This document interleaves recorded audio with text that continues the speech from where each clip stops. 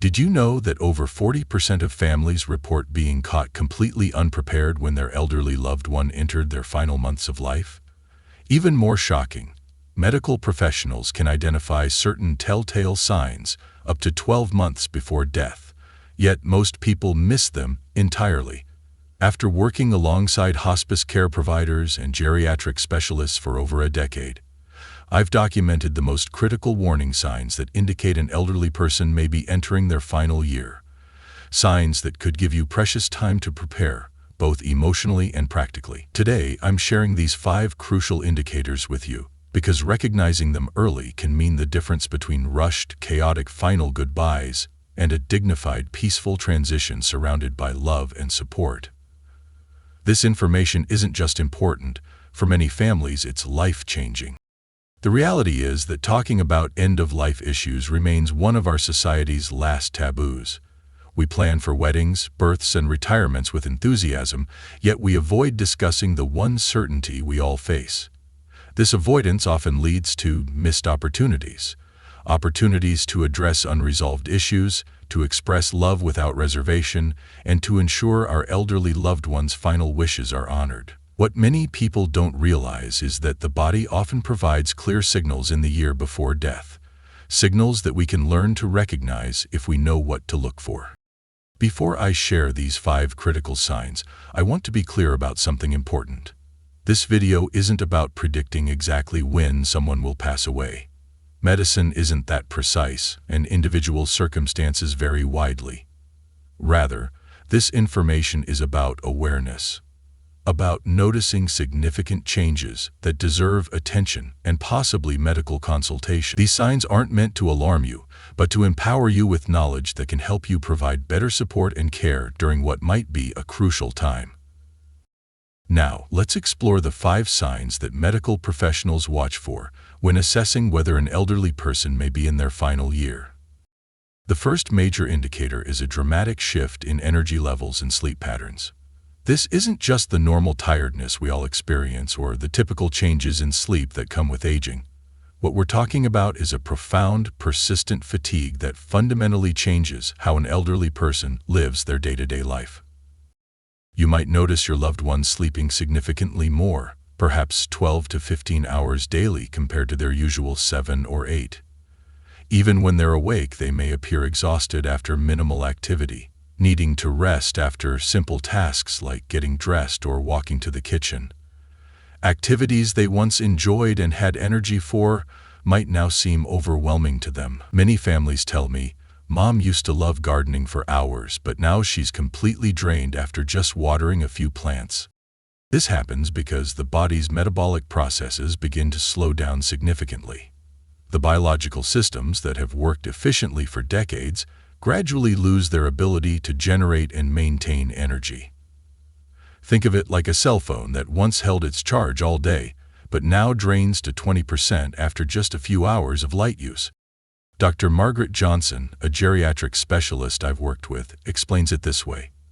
The body becomes increasingly efficient with its diminishing energy. It redirects resources away from activities that aren't essential for immediate survival. This is why social engagement, hobbies, and even conversation might be set aside in favor of rest. If you notice this change, what can you do? First, don't automatically attribute increased sleep to depression or medication side effects, though these should be ruled out. Instead, adapt your expectations and schedule important conversations or activities during their peak energy times, which are often in the morning for most elderly people. Create opportunities for meaningful interaction that don't require physical exertion. Most importantly, respect this need for increased rest without making your loved one feel guilty about their changing capabilities.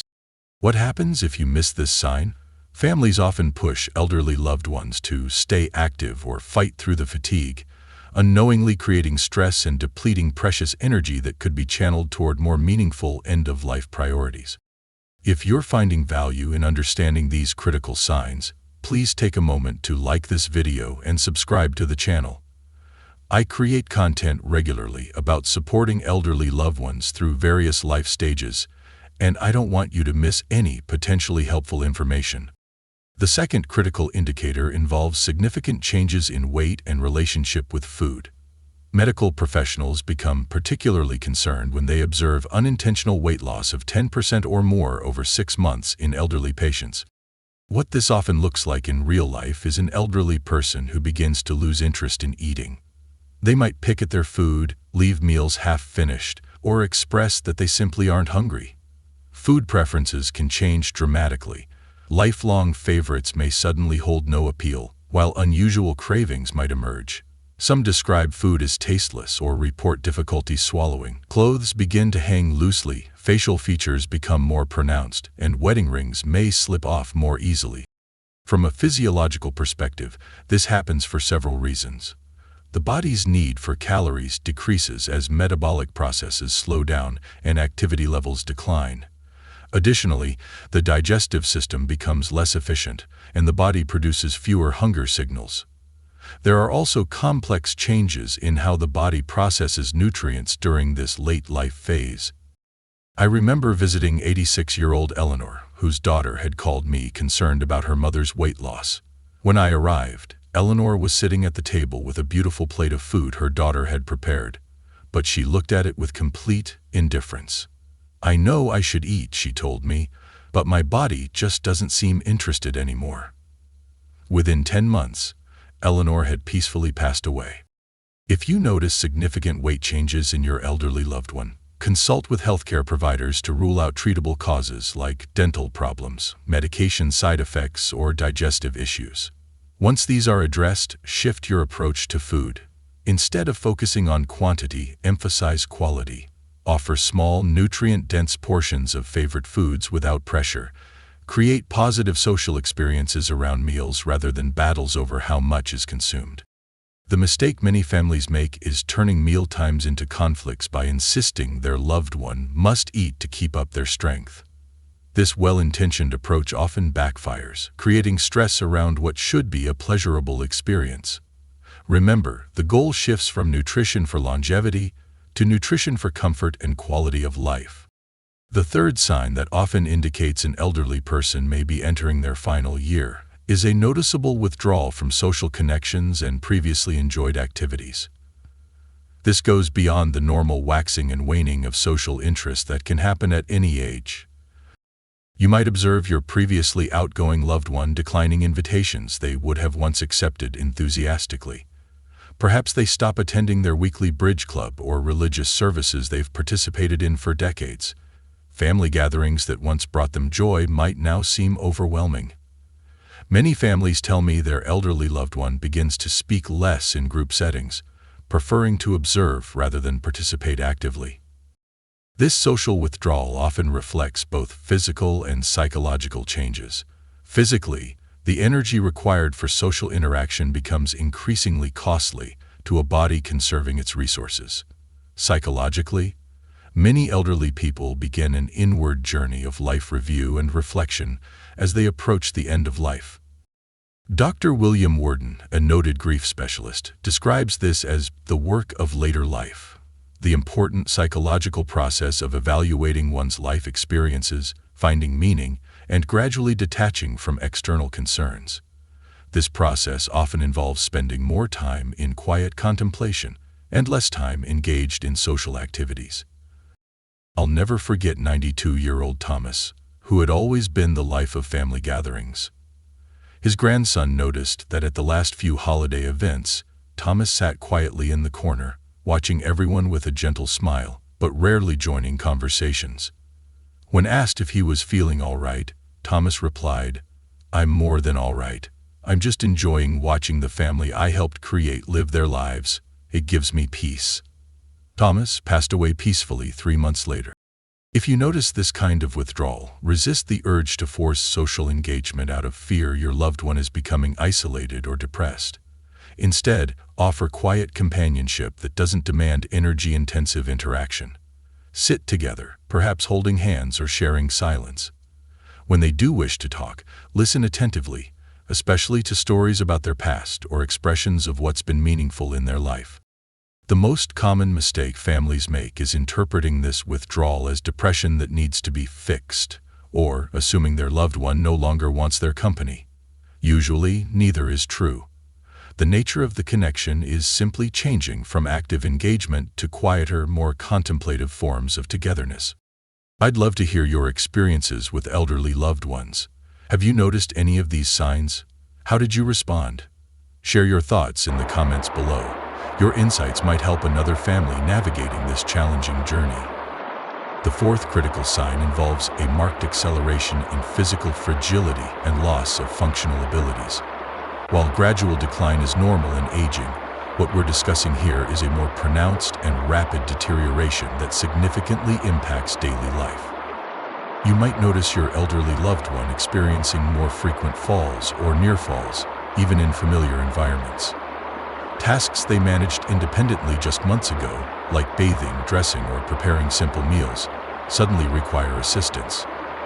Their walking pace may slow dramatically, and distances they once managed easily might become challenging. Many families report that their loved one begins to spend more time sitting or lying down, and less time standing or walking. From a medical perspective, this accelerated decline happens because the body's reserve capacity, its ability to compensate for stressors or challenges, diminishes significantly. The intricate systems that maintain balance, strength, and coordination begin to function less effectively. Importantly, this isn't just about muscle weakness. It reflects broader systemic changes throughout the body.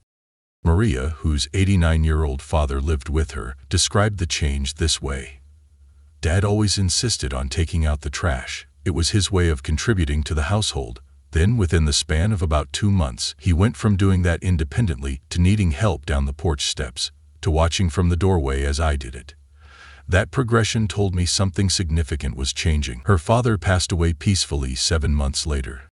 If you observe this kind of accelerated functional decline, focus on preserving dignity and autonomy while ensuring safety. Collaborate with healthcare providers to determine which assistive devices might help maintain independence longer. Modify the home environment to reduce fall risks and make daily activities more manageable.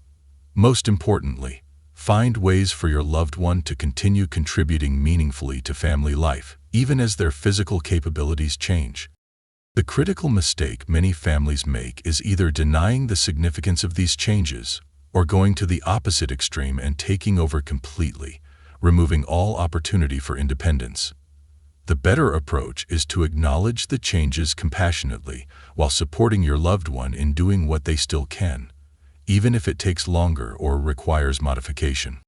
The fifth sign is perhaps the most subtle but often the most profound: a shifting relationship with the concept of mortality. Many elderly people who are approaching their final year develop an increased comfort with discussing death and end-of-life matters. You might notice your loved one bringing up the topic of death more frequently or matter-of-factly. They may begin to give away cherished possessions with specific instructions about who should receive what. Some elderly people start expressing what they want for funeral arrangements or discussing their wishes regarding medical interventions. Others speak more philosophically about having had a good life or feeling ready for whatever comes next. What's happening psychologically is a natural completion of the life review process.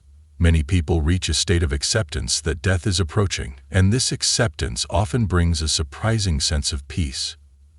Dr. Elizabeth Kubler-Ross, pioneering researcher on death and dying, described this acceptance not as giving up, but as a natural conclusion to the emotional work of preparing for life's end. I remember 94-year-old Catherine, whose granddaughter called me concerned because Catherine had started giving away her jewelry and telling detailed stories about each piece. "Is this a bad sign?" the granddaughter asked. I explained that this was actually Catherine's way of ensuring her legacy would be understood and her treasured possessions would go to the people who would appreciate their significance. Catherine was engaged in the important work of putting her affairs in order, both practically and emotionally. She died peacefully 4 months later. If your loved one begins discussing mortality or making end-of-life preparations, resist the urge to change the subject out of your own discomfort. Instead, listen openly and ask gentle questions that allow them to express their thoughts and wishes. These conversations, though difficult, are precious opportunities to understand what would bring them peace in their final chapter. The mistake many families make is shutting down these conversations with well-intentioned reassurances like, "Don't talk like that, you're not going anywhere." While meant to comfort, such responses can actually increase isolation, preventing your loved one from expressing important thoughts and wishes while they're still able to do so clearly. If you've stayed with me through all 5 of these signs, you clearly care deeply about supporting your elderly loved ones with compassion and understanding. Please consider subscribing to this channel for more content on navigating eldercare with dignity and grace. Now, what does all this mean for you if you've recognized some of these signs in your elderly loved one? First, remember that while these signs often indicate someone may be in their final year, they aren't definitive predictions. Always consult with healthcare providers about significant changes you observe. Second, shift your priorities from extending life at all costs to enhancing the quality of whatever time remains. Ask yourself, what would bring my loved one joy or peace right now? What unresolved matters might need attention? What moments of connection can we create together? Third, begin practical preparations while simultaneously focusing on emotional closure. Review advance directives, ensure financial affairs are in order, and consider consulting with hospice, even if just for information.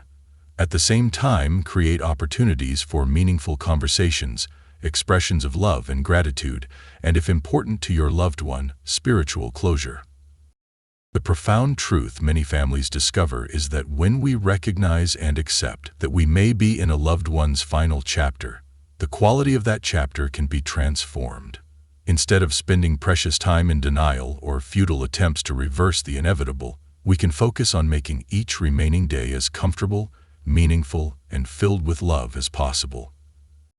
Remember, recognizing these signs isn't about surrendering hope. It's about redirecting hope toward realistic goals. Hope for days without pain. Hope for moments of connection. Hope for a peaceful transition surrounded by love and support. If you found this information valuable, please help others access it by liking and sharing this video.